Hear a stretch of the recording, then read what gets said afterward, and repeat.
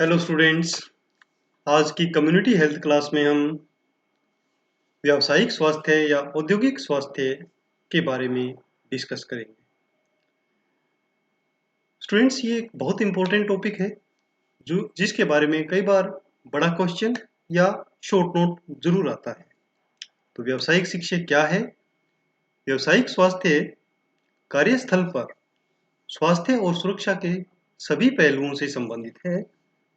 खतरों की प्रारंभिक रोकथाम पर मजबूत ध्यान केंद्रित करता है।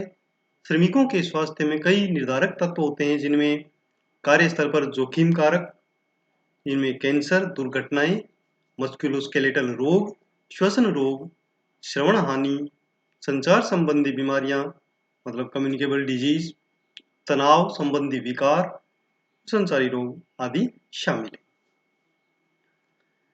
अब आता है कि व्यावसायिक स्वास्थ्य नर्सिंग क्या है।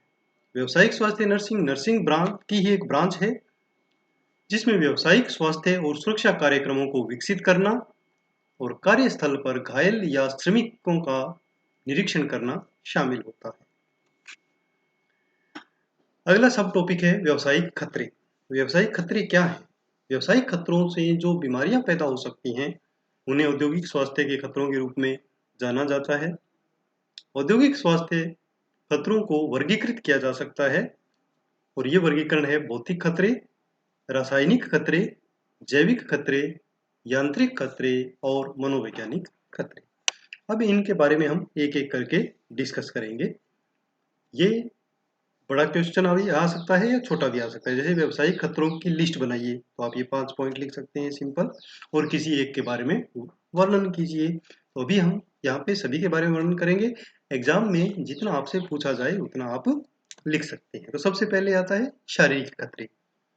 शारीरिक खतरों में गर्मी और ठंड से संबंधित खतरे हैं। कुछ उद्योग ऐसे हैं जिनमें तापमान बहुत ज़्यादा या बहुत कम हो सकता है। प्रकाश की अधिकता और कमी हो सकती है। मशीनों द्वारा शोर या कंपन, विकिरण के अलावा श्रमिकों पर ऊष्मा का सीधा प्रभाव पड़ता है। विकिरण भी भौतिक खतरे हैं जिनसे औद्योगिक श्रमिकों का सीधा संपर्क होता है। दूसरा है रासायनिक खतरे। कुछ ऐसे उद्योग हैं जो अपने किसी विनिर्माण गतिविधि के लिए रासायनिकों का उपयोग करते हैं।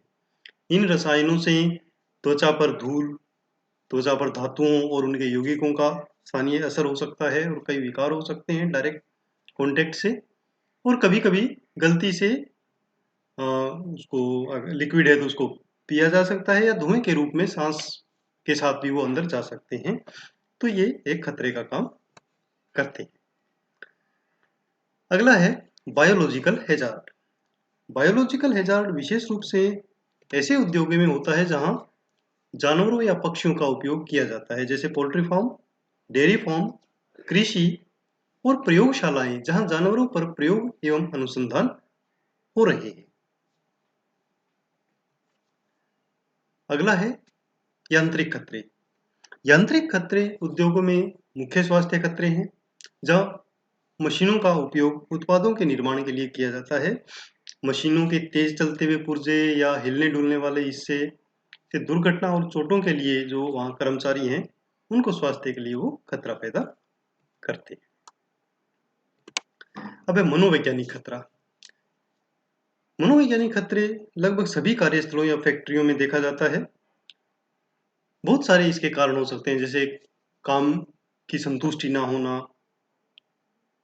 यानी काम में मन नहीं लगना, या असुरक्षा का माहौल कि पता नहीं उसे कब नौकरी से निकाल दिया जाए। भावनात्मक तनाव हो सकता है, और भी कई समस्याओं के कारण मनोवैज्ञानिक और व्यवहारिक परिवर्तन कर्मचारियों में देखे जा सकते हैं। इससे शत्रुता, आक्रामक अवसाद अवसाद या डिप्रेशन वी कैन से, और ड्रग्स की तरफ हो जा सकता है, शराब का सेवन कर सकता है। तो ये प्रॉब्लम्स इनमें आती हैं। अब इन खतरों से क्या-क्या व्यावसायिक रोग उत्पन्न हो सकते हैं? तो ये जो व्यावसायिक रोग हैं, उनको हम 4 समूह में विभक्त करते हैं। पहला है भौतिक एजेंटों के कारण होने वाले रोग, जिसमें हीट स्ट्रोक है, हीट ऐंठन, ज्वलन, शीतदंश, व्यावसायिक मोतियाबिंद, व्यावसायिक बहरापन, चोट और दुर्घटनाएं शामिल होती हैं। दूसरा है रासायनिक एजेंटों के कारण। रासायनिक एजेंट के कारण हो सकता है कि गैस की पॉइजनिंग हो जाए, न्यूमोकोनियोसिस हो सकता है, धातु विषाक्तता हो सकती है जैसे शीशा की विषाक्तता या पारक का पॉइजनिंग, कैडमियम की विषाक्तता, क्षारीयता या एसिडोसिस। अगला है जैविक एजेंटों के कारण होने वाली बीमारियां। इसमें शामिल है मुख्य रूप से brucellosis, leptospirosis, tetanus, fungal infection आदि।